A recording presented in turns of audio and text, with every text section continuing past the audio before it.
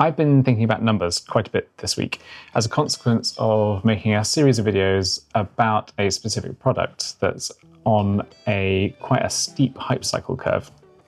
That product is the Nikon ZR, which I'm filming on today in H.265 for anyone that cares. Creating content around such an anticipated product was a new experience for me. And although I obviously had a bunch of agency, I was the one making the content, it did also feel a bit like I was a passenger coming along for the ride. It's the first time I've had in my hand a camera that's truly new. Not just a new camera, but new product to the market.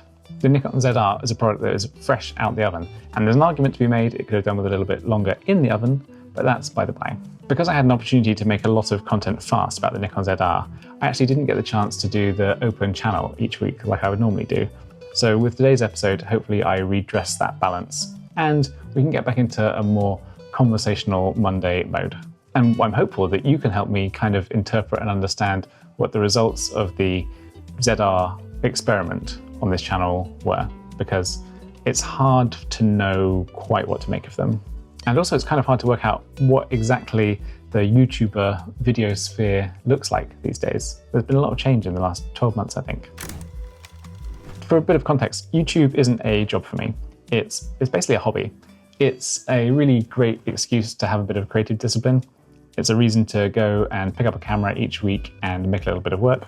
There's no real substitute for time on the tools when it comes to being a camera op. So anything like that actually gets you using your kit is enormously valuable.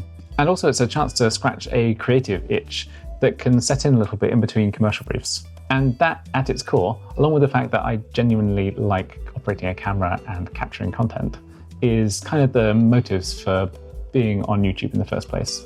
The rewards I've experienced and the benefits have far outweighed the motives though, because one of the by far the best parts of this has been even at this early stage, the connections I've made, the interactions I've been able to have, not to mention the unanticipated opportunities and collaborations that have come out of the woodwork.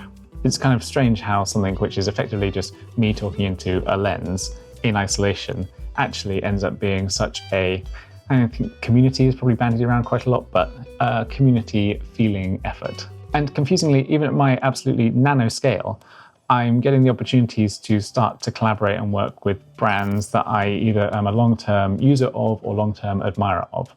People and products that I either have in my inventory or would love to have in my inventory anyway. Not lucrative sponsorship opportunities by any means, but the opportunity to work with a brand or company or product and collaborate or borrow a bit of kit and try it and use it out, that kind of stuff. And that's really, for someone who's kind of not obsessed with gear, but certainly motivated and compelled by it, that's enormously rewarding. I love cameras and I love lenses and I love tech. So anything with buttons or dials or a geared focus ring is really thrilling to hold, use, touch, put into practice. So the idea of being sent kit to test out feels, to someone like me, an enormous privilege. Even if you have to give it back at the end of the day. Nevertheless, someone operating on my scale, it's kind of, totally unexpected at this stage. But let's have a look at the actual numbers and what the effect of making content on the Nikon ZR has been. Over the last 28 days or so, which is one of the snapshot time periods you get in YouTube Studio, the channel has had about 100,000 views, which is an increase from normal, obviously. And in terms of YouTube ad revenue, that equates to about £158, thereabouts. So basically £160, which is both kind of exciting and also laughable, depending on which way you look at it. If you break it down to time spent shooting, editing, a little bit of writing, you can quite clearly see that this obviously isn't a money-making exercise. But still, there's something really compelling about seeing a tangible financial reaction to the work that you're making, almost in real time. So it's more of a metric of engagement though than of income, which is fine.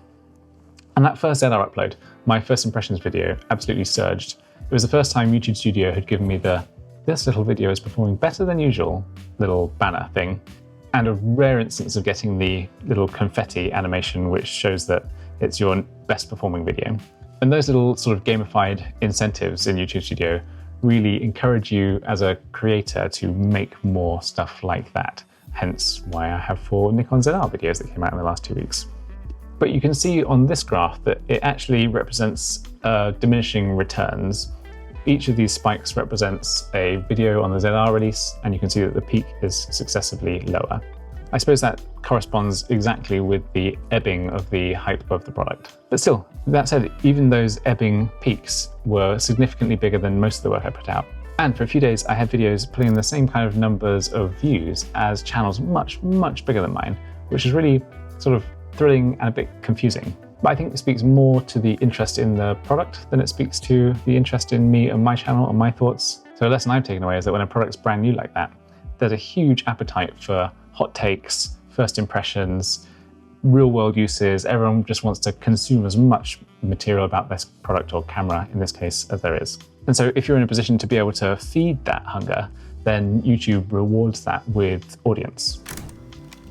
And so the reward is exposure more than financial, which makes sense. And the consequences of that exposure are in a lot of ways much more valuable than the financial remuneration would be anyway.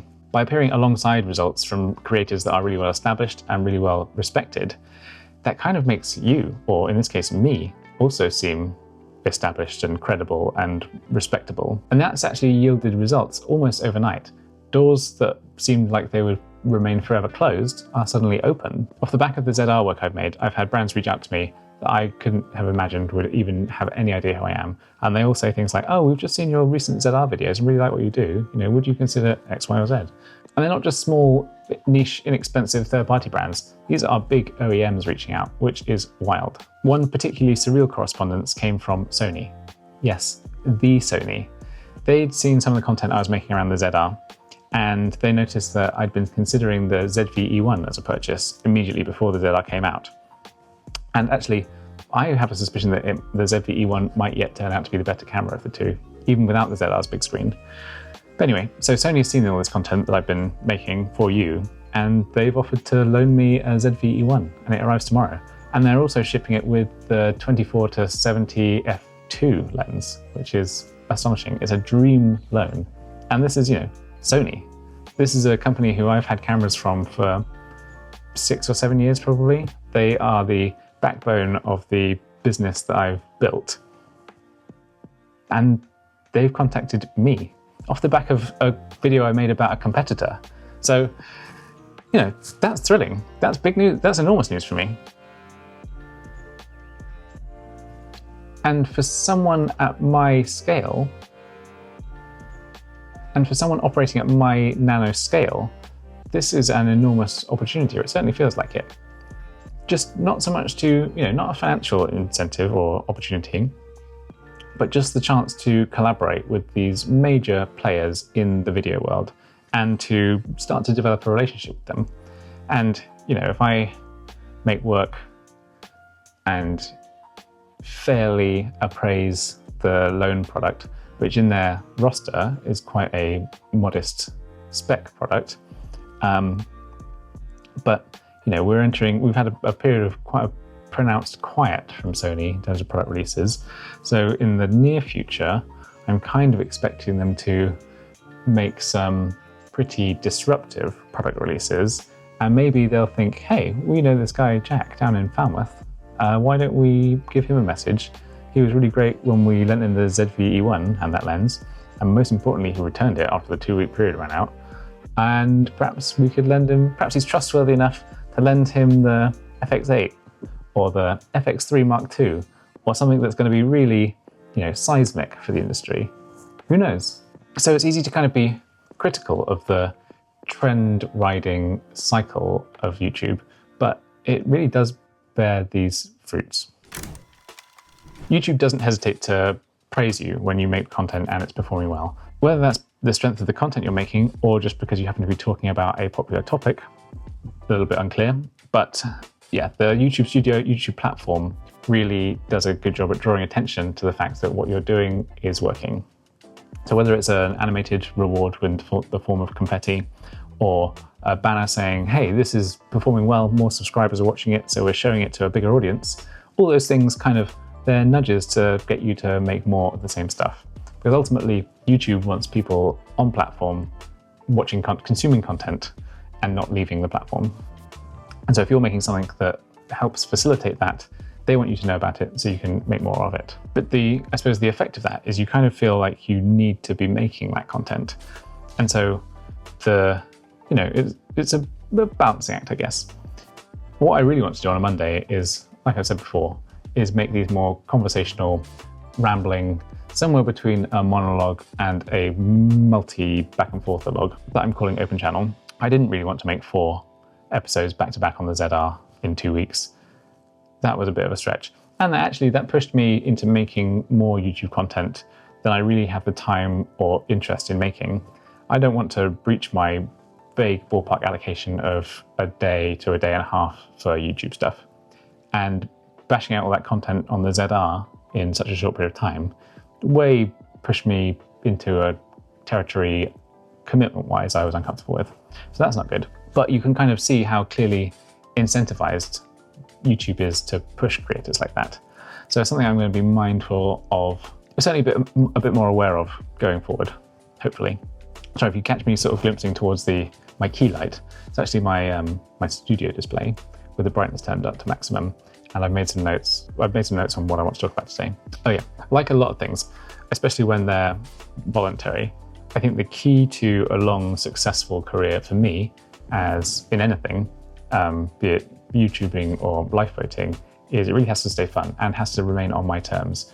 And so this was the first instance where I felt like, oh, I'm being nudged outside of not my comfort zone, but what I'm prepared to do as someone who's just dabbling in YouTube as a hobby. Not to say that it wasn't fun, but it was, again, a bit of an overextension. One of the effects of thinking about the numbers of YouTube a bit more than I would normally do this week is looking at the broader YouTube videosphere landscape. And something I've noticed is there are some massive, enormously well-established creators who are getting quite poor video view numbers. And that's not really it's not supposed to be a criticism of them. They make far better work than I'm ever likely to make.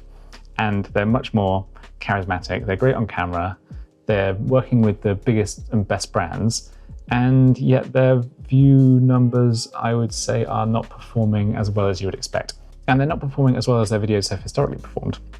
That's not true of everyone. There are still some titans in the space, you know, sort of Potato Jet, Peter McKinnon, and you know, they still consistently get fantastic viewing numbers. But a lot of other creators, like not quite those halo creators, but, and this isn't supposed to be a criticism, but like the next tier down in terms of notoriety, reach, brand appeal, a lot of them are getting much lower view numbers per video than earlier on in their channel's history. And I'm not really sure why that is, because they'll have huge amounts of data, they'll be becoming better practiced creators all the time, you know, extremely better creators in a lot of instances. But, you know, in spite of all that, their videos aren't getting put in front of audiences of the same size as they used to be. And I can't really understand quite why that is. You know, maybe they're creators that have taken a step back from YouTube as a platform, and then that interruption has hampered their growth. But I don't know, I'm not sure. And I'm not sure if it's just, you know, everyone's algorithms are different. So maybe I'm just getting exposed to a cohort of creators that are custom fit for my viewing habits. And perhaps they don't represent the broader video sphere creator gamut. But I don't know, it certainly seems that there are some movers and shakers that aren't moving and shaking with the same numbers as historically. Have you noticed the same? Would you say that the YouTube content you consume from these kind of videosphere creators is also reaching smaller numbers? Not sure. But then when you marry that with the realization that I've come to that, you know, a lot of audience comes from hopping onto these trends and product release cycles, and there only being a finite amount of product released per calendar. And, you know, people like Gerald and Dunn saying on the record for wanting to move away from just product reviews and do more of the stuff that actually interests them. I wonder how much of that trying to wrestle the terms of YouTubing under your own creative control a bit, maybe that has reduced viewing numbers. But no, it's all interesting. It's kind of, you know, I'm such a nano creator and YouTube is just a bit of fun on the side that it's all a little bit elementary and doesn't really affect my actions anyway. But it does just bear pondering as to, you know, what the end goal is for videosphere creators on YouTube. And people, I'm forever recommending people start their own channels. Should I be doing that? I think so. But is it just some vicious creator economy based on the marketing needs of big brands? And if that's the case, is that really something I should be recommending people get into? I don't know. What are your thoughts? I'm gonna have to apologize. This is going to be a particularly uncorked, rambly open channel because it's a couple of weeks worth of musings and chaotic notes and ideas that are all not really falling into place especially neatly. So apologies, and if you bear with me, hopefully the next open channel will have a bit more focus. I think we're only about halfway there through this. I've still got a long list of things I want to talk about, so let's move on. And by different things to talk about, what I actually mean is talking about the same things I've already spoken about, but from a few more different angles. So a big takeaway is that there is definitely such a thing as a hype window. The ZR launch week made that incredibly clear.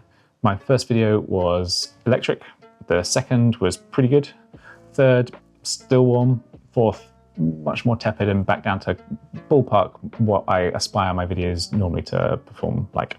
I think what I'd like to do, rather than be part of the hype cycle, is make slower, longer form, more considered and reflective pieces. And that doesn't mean it's not going to be a product review, but it's not likely to be a product review that I've had for 48 hours. It might just be that I feel a little bit burnt out from the ZR process. Also, I think some of the reasons I feel as reflective on how I have interacted with the ZR and YouTube is because of my feelings towards the ZR. I'm a little bit ambivalent about it. And that's not apathy, that's a balance of enthusiastic and disappointed, and they sort of average out at ambivalence. There's lots of things that are quite disappointing about it, and one or two things that stand out as amazing about it, as I'm sure you will have heard from me and everyone else that's spoken about the camera. I feel kind of the same way about my relationship with hype cycles and YouTube. There are some really good things that have come out of it. Like I said, getting a camera and a lens on loan tomorrow. But also it's a little bit frustrating to realize that you are just effectively a rat in a wheel. And so that got me thinking, what's the solution to the rat wheel question? And obviously the videosphere corner of YouTube is a very specialized niche. It's much narrower than photography writ large because there's lots of photographers, but videos, again, just a much more specialized subset within that. And so all of this got me thinking, what's the solution for the sort of the risks associated with having to be a pretty laser focused, timely product reviewer on YouTube, especially in the videosphere? And one of those routes away from that would be to become a personality-based channel. And so that sounds great. And you see, I think that people, creators like Gerald Undone, Potato Jet, Peter McKinnon, they have successfully bridged that gap from being video and photography auteurs that have a YouTube channel about those things, and especially products within that space, to becoming personalities that people are interested in and of their own rights. And therein has lain the key to their successes, I believe. Kai W is another example. And in a lot of ways, the camera or kit that they might be using is almost secondary because people are tuning in to watch them and to connect with them. And so that's quite aspirational. But I'm not sure it's ever going to be my lane because I'm afflicted with the usual, I consider myself to be Cornish. I'm afflicted with that usual British characteristic of being quite kind of measured and reserved. You'd probably say quiet. I like to think of myself as circumspect, but for an audience, it's the same thing. And so I'm not naturally a big personality type that fills a room or constantly can chatter endlessly to camera. You'll see that I kind of struggle articulating my mess of thoughts very eloquently. That's my reality. When you see these successful YouTube personality channels and they just are effortlessly fluent, can talk about anything, can just kind of switch the camera on, hit record, vlog, minimal or apparently minimal editing. I don't know that I can do that quite so well. I'm trying to become a bit more proficient with that through Open Channel, where it's a lot more stream of consciousness. But I mean, you'll see quite clearly that it's a bit of a mess. So the danger of becoming a personality YouTuber is pretty low, I think, for me. And so I think that that's probably also fine. Maybe there's a route for videosphere quiet personality types. We'll see. But it's all a little bit elementary anyway, because I'm mostly YouTubing for my own pleasure and enjoyment, which I think is a good mantra and a good place to be. And as long as that's like my central totem, then the rest is kind of a little bit immaterial and probably doesn't matter as much as I think about it. But it does make me think about the kind of connections I want to make with the people that find the kind of videos I make valuable. And I'd like to build a YouTuber brand as someone who brings that sort of measure and circumspect to how they consider kit and workflows and processes and opportunities and the business of making video. Those are the kind of things that I'd like to incorporate into my quiet personality. So that's one of the other goals for this entire exercise. Let's have a glance back again at the financials of the ZR stuff. So £158, call it £160 from 100,000 views. That's in the same ballpark as about $200. So, I mean, that's not to be sniffed at, but also in the grand scheme of things, it's nothing. I think it's about £1.50 per 1,000 views, which I think might be the rough going rate in this niche. If you've got any insights that would suggest otherwise, please let me know, because it's always good to benchmark this kind of thing. And the first ZR video on its own has had 22,000 views, and that specifically earned £65. But I think that's because if I make sure that each of my videos is 8 minutes or longer, which isn't always possible, I think there's an opportunity for 2 ad views in that vid. So I've done a couple of videos that are like 7 minutes 40, and then been like, oh, I could probably have made another £10 if I just added a longer shot in the middle. So that's something that you now make content in the back of your mind with. But more than the financial remuneration, making videos for YouTube pays back in other ways. And not just sort of the opportunities and the collaborations and things like that. It's just the discipline of putting into practice the craft. So on the water, on the boats, there's no substitute for time spent on the water. It's hard to expect people to be really brilliant at things afloat if they haven't had the opportunity to spend time afloat. So the kind of same thing is true with cameras and editing and kit. You really need to be spending the time using it to become very skilled and proficient with it. And that's partly it's like training.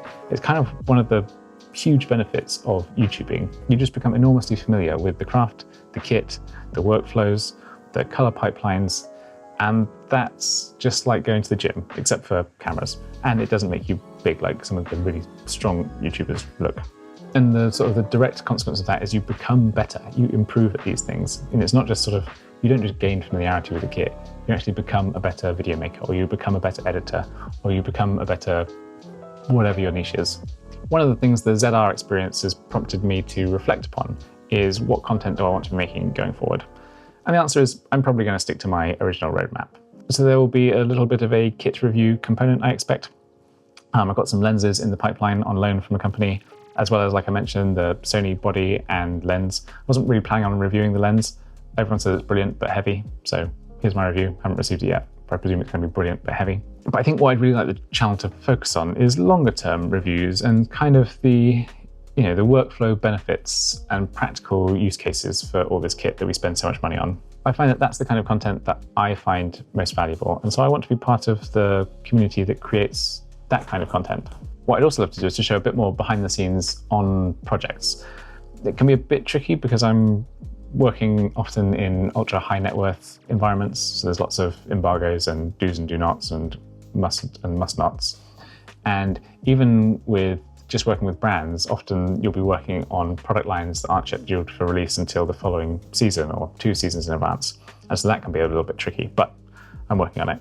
I find that there's a lot more sort of teachable insight that comes from working on productions than there is just from a bit of a kit review. And so that's what I would like to make work-wise, video-wise on YouTube.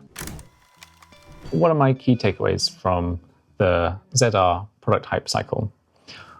1, in terms of YouTube, riding trends really works in terms of subscriber growth and viewing numbers. Those gains do drop away quite quickly though, so it's something to be aware of. You can't just do Nikon ZR content indefinitely. There's reward for repetition though. I've got a lot of ZR heads now in my audience, and so that's something I have to be mindful of, because I can't just suddenly drop the camera or ecosystem or move away from it indefinitely, because that audience or that segment of my audience then is not given the kind of stuff that they want to see. So there's that. But I suppose the other big takeaway is that it's true that the big rewards on YouTube remain non-monetary at my scale. It's opportunity, connections, people, audience, all those less tangible things. They really are the things that are unexpectedly accessible and utterly wonderful. So make your own YouTube channel. You've got the kit, hopefully you've got the time. You should be doing this as well. If I can do it, absolutely anybody can. It's still the best creative outlet I've found. It combines filmmaking, communication, but a little bit of that feeling of public speaking, and I suppose a little bit of reflection, circumspection that is challenging and rewarding. At my scale, it's quite small, so it's modest, manageable, and it's something that you have complete creative ownership and control over. And you'll find that every so often, a product like the ZR comes out, which fits you timing, price, everything-wise, and you get to ride the trend wave, which is thrilling in its own right. I can't imagine myself ever chasing trends as part of this channel, but like I said, it will align from time to time, and I'm A-okay with that. Hopefully the ZR release and hype wasn't just something I was an agency-less passenger for, but actually I was able to contribute something meaning to the broader conversation around. You know, it's a camera that I reflected on an awful lot about its strengths, weaknesses, flaws, opportunities, and I think I had some hot takes in amongst the noise. And so that's kind of where I'm at with me and YouTube and my channel, somewhere between chasing momentum and preserving my enjoyment of it, and that is also exactly between numbers and meaning. Quite a deep note to end on. But either way, thank you very much for watching this mess of an episode, and there'll be something a bit more structured and normal and hopefully engaging on Thursday, as usual. So I'm Jack. This is Open Channel on Western Approaches. If you've got any wisdom, counsel, insight, and can share it with me, I would love to hear your thoughts on all or any of the above. Either way, speak soon and see you next time.